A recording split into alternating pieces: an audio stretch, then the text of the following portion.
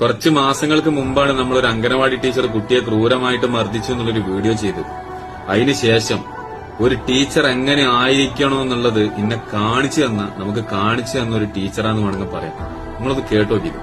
Hello, ഞാൻ ഇപ്പൊ ഇനിയൊരു സീരിയസ് ആയിട്ട കാര്യം പറയട്ടാ. നമ്മുടെ അംഗൻവാടിന്റെ ഏരിയയില് ഗർഭിണികൾ വളരെ കുറവാണ്.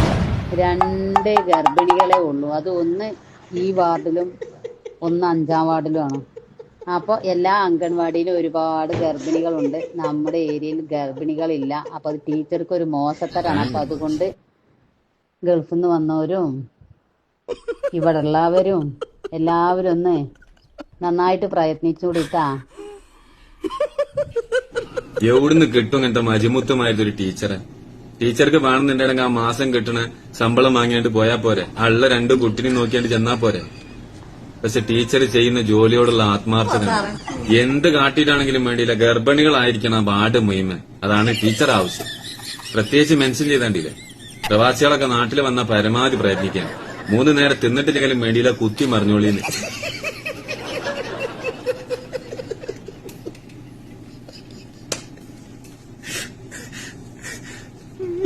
പ്രസവ സംബന്ധമായിട്ടുള്ള ചെലവിന് അംഗനവാടിയിൽ പേര് ചേർത്തോരാണ്ടുണ്ടെങ്കിൽ ടീച്ചറെ വാങ്ങുന്ന നല്ലൊരു തുക അതും കിട്ടും.